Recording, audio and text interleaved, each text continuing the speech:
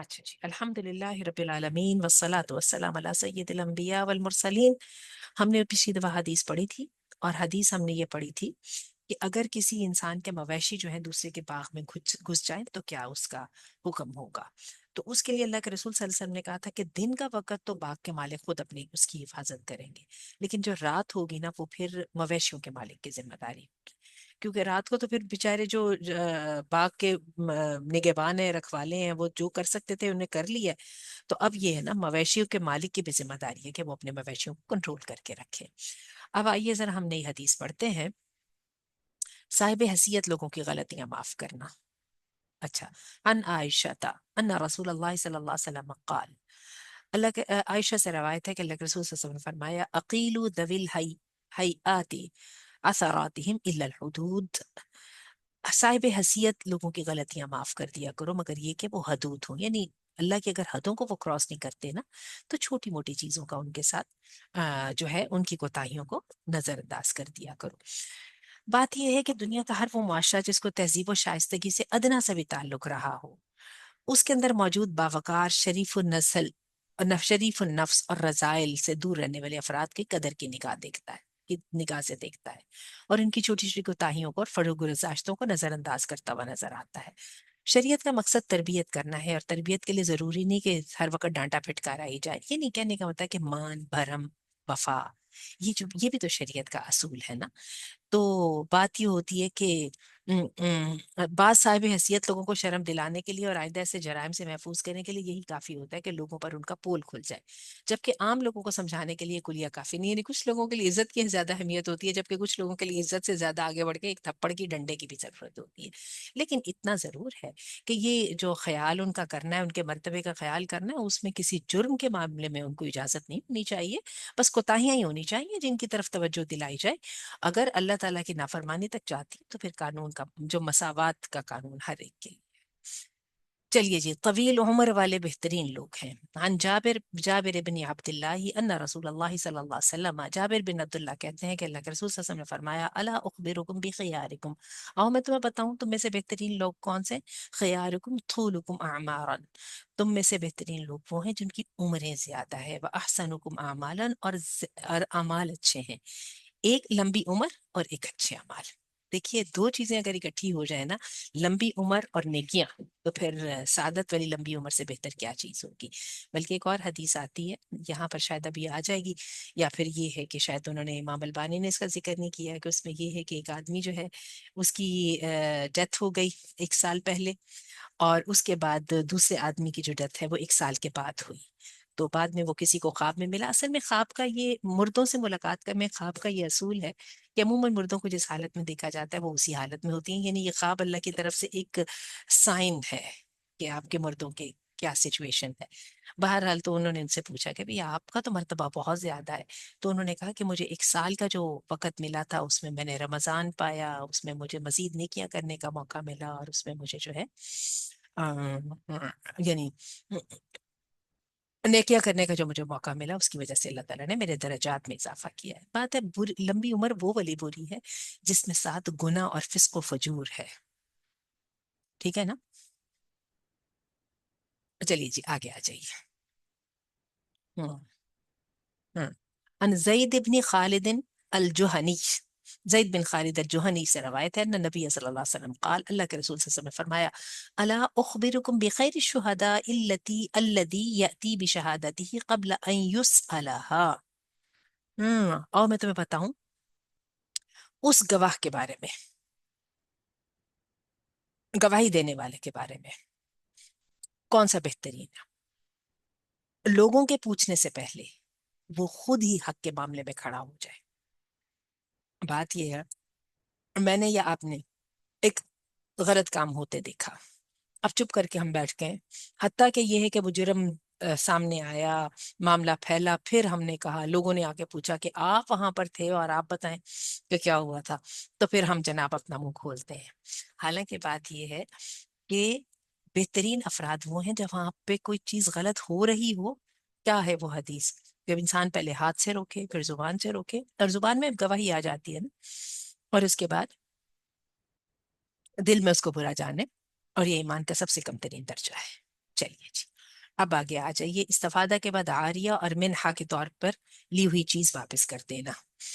ان ابی امامہ قال، ابی امامہ کہتے ہیں قال رسول اللہ صلی اللہ علیہ وسلم، اللہ کے رسول صلی اللہ علیہ وسلم نے فرمایا العاریۃ مودات، ٹھیک ہے، والمنحۃ مردودۃ۔ اچھا جی، جو عاریہ کہتے ہیں، کیا کہتے ہیں، عاریتن لی ہوئی جو چیز ہوتی ہے نا، ادھار لی ہوئی چیز، اس کو واپس کی جائے گی، ٹھیک ہے، والمنحۃ مردودۃ، اور وہ جو ہے جو بکری ہے، ٹھیک ہے، وہ بھی جو منحہ کہتے ہیں ایسا تحفہ جو عارضی طور پہ تحفہ دیا گیا ہو، ٹھیک ہے، اس بکری کو بھی مردودہ لوٹایا جائے گا، یعنی واپس کر دیا جائے گا۔ اس نے آپ کو دودھ پینے کے لیے کچھ عرصے کے لیے دیا اور آپ نے اپنے پاس بنا کے رکھ لی، تو ایسا نہیں چلے گا۔ وَمَنْ وَجَدَ لُقْطَةً مُصَرَّاتٍ، اور جس بندے کو میری ملی کوئی ایسی گری پڑی چیز جو کہ دھاگے سے بندھی ہوئی تھی، ٹھیک ہے، ایک چھوٹا سی چیز ملی، اس کو پیک کیا ہوا تھا، ٹھیک ہے، فلا يحل له صرارها حتى يريها، ٹھیک ہے، تو اس آدمی کے لیے اس کو کھول کے دیکھنا حلال نہیں جب تک کسی دوسرے کو دکھا کے گواہ نہ بنا لے۔ کلیرٹی، نکھار ہمارے دین کی جو ہے نا شرط ہے۔ آپ نے دیکھا ایک پیکٹ جو ہے نا زمین پہ گرا پڑا ہے، آپ نے کہا میں جلد سے کھول کے دیکھوں اس میں کیا ہے، نہیں، ٹھہر جائیے ٹھہر جائیے، ابھی آپ کو کھولنے کی اجازت نہیں ہے۔ ایک بندہ جو ساتھ سے گزر رہا ہے یا کوئی بندہ آپ کا واقف کو بلائیں، اس کو بلا کے گواہ بنائیں، دونوں مل کے کھولیں تاکہ دو بندے گواہی دیں اس کے اندر کیا تھا۔ اگر کوئی قیمتی چیز تھی، ایک تھی تو کا بھی پتہ چل جائے، دو تھیں تو کا بھی پتہ چل جائے، اور ایک جو دیکھنے والا ہے وہ کسی طرح سے اس کو موقع نہ ملے۔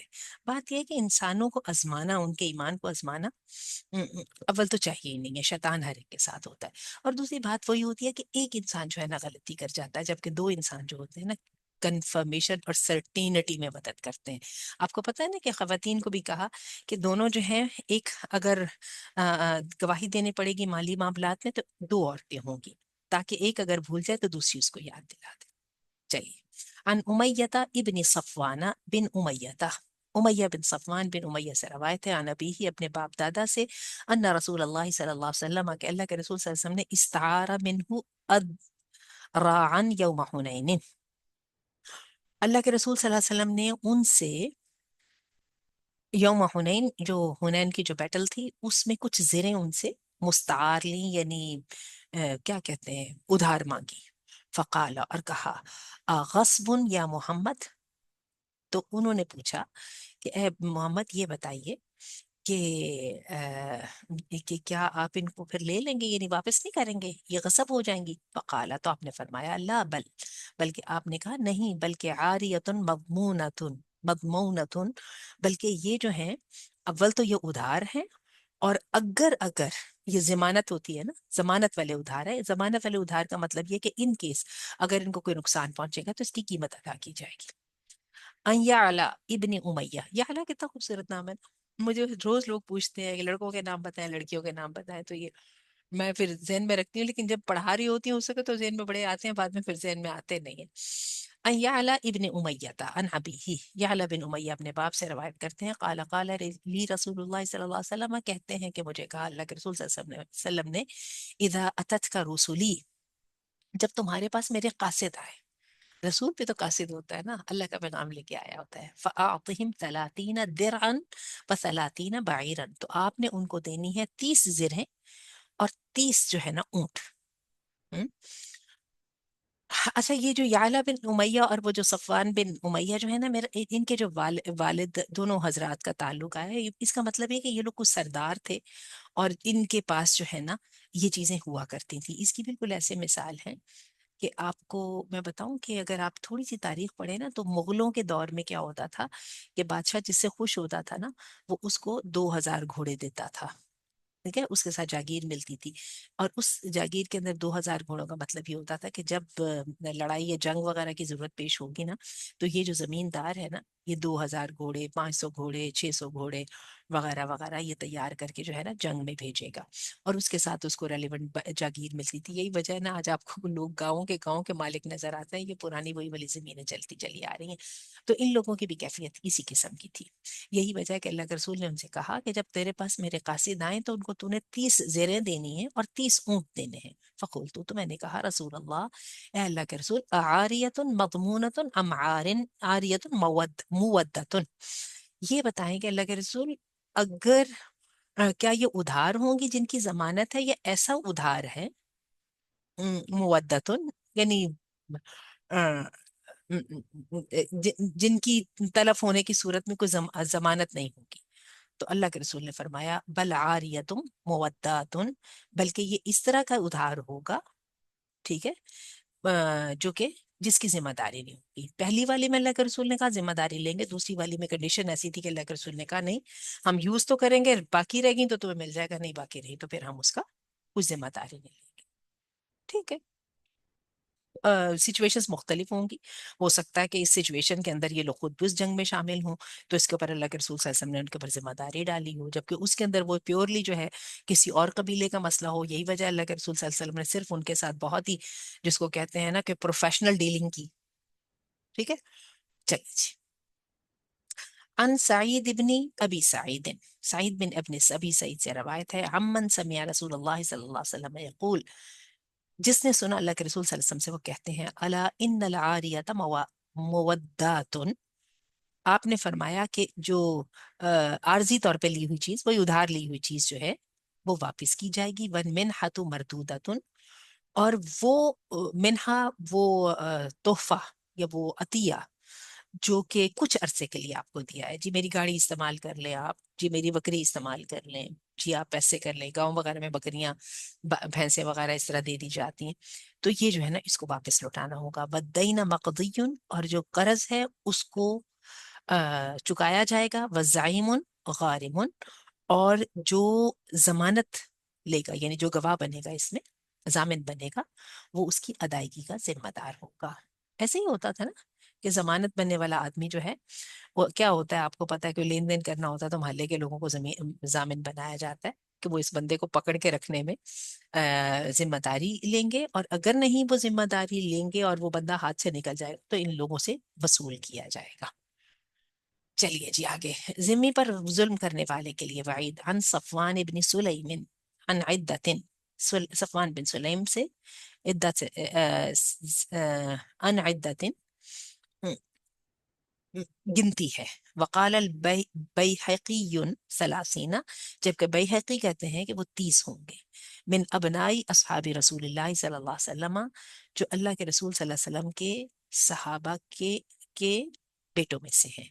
अन आबाइहिम, ये 30 सहाबी अपने बापों से रवायत करते हैं। और रसूलुल्लाह, अल्लाह के रसूल से रवायत करते हुए 30 सहाबा ने अपने बापों से रवायत की है और उन्होंने अल्लाह के रसूल से रवायत की है। और क्या कहा है आपने? फरमाया अला मन ज़लम मुआहदन, ठीक है, जिसने जुल्म किया किसी मुआहद पर। मुआहद से यहाँ पे मुराद जिम्मी है। जिम्मी क्या होता है? अ, मुसलमान के ऊपर जक़ात का टैक्स है, और जो जिम्मी है, जो नॉन मुस्लिम है, उस पर जिजिया है। ठीक है, जक़ात जो है वो देनी है, मुसलमानों से लेके मुसलमानों पे खर्च करनी है, जबकि जिम्मी वाला जो टैक्स है उसके बदले में गवर्नमेंट जो है फैसिलिटेट होती है, ताकि जिम्मियों के जो नॉन मुस्लिम्स हैं उनके माल असबाब और उनकी चीजों का जो है जामिन बने। फिर सड़कें बनानी होती हैं, पुल तामीर करने होते हैं, इदारे चलाने होते हैं, एक्सेट्रा, तो ये उनसे है। अच्छा, लेकिन जिम्मी चूंकि नॉन मुस्लिम होते हैं तो ऑल लाइकली है कि उनके साथ ज्यादती की जाए। ठीक है, यही वजह है। अब जरा सुनिएगा हदीस। अला मन ज़लम मुआहदन, जिसने जुल्म किया किसी जिम्मी पर, अविन तकसहू, या उसके हक में कोई कमी की, यानी उसको एब्यूज किया, और कल्लफहू फौका ताकत ही, या उसको तकलीफ पहुंचाई उसकी ताकत से बढ़कर। उसकी जिम्मेदारी थी मजदूरी करके देना, खिदमत करना, और उसकी ताकत से ज्यादा उस पर डाल दिया। औ अखज़ मिन्हु शैअन, या उससे कोई चीज ले ली, बेगैर तीबी नफ्सिन, उसकी मर्जी के बगैर।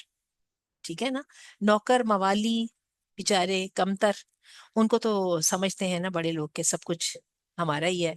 और आपने कभी देखा कि पुलिस वाले किस तरह से करके वो जलेबियां रास्ते में लगी हुई, वो दाने वाने पूरे वो धौंस से धांधली से लेते हैं, फिर आपको पता ही है कि क्या होता है। फिर इसी तरह रिक्शे वाले को रोक के तो उसके रिक्शे में बैठ के जाना, फिर उसको पैसे ना देना, मोटरसाइकिल वगैरह, ये सब चीजें जो है ना, یہ خیر پولیس والوں کے لیے ہیں، لیکن پولیس والے کی حیثیت تو خیر کچھ بھی نہیں ہے، ان کے گریڈ بھی بہت ہی کمتر سے ہوتے ہیں، لیکن چونکہ ریاست خود ان کو جو ہے وہ اپنے اختیارات کو مس یوز کرنے پر لگاتی ہے تو پھر وہ خود بھی کرتے ہیں۔ لیکن ویسے بھی یہ ہے کہ اپنا کوئی مزدور کمزور آدمی ہے، کوئی مزارے ہے وغیرہ وغیرہ، تو اس کی چیزوں میں اسکوپ میں سے اس کی طاقت سے زیادہ مشقت لی جائے، اس کی رضامندی کے بغیر اس سے کوئی چیز لی جائے، معاہد جو ہے جزیہ والا جو ہے نان مسلم ہے اس کے اوپر زیادہ اس کے ساتھ زیادتی کی جائے، فَأَنَا حَجِیجُهُ یوم القیامہ، تو پھر میں اس کے اوپر غالب آؤں گا دلیل کے ذریعے قیامت کے دن، یعنی میں خود اس کا مقدمہ لڑوں گا۔ ٹھیک ہے، دیکھیے ایک اور حدیث آ گئی ہے،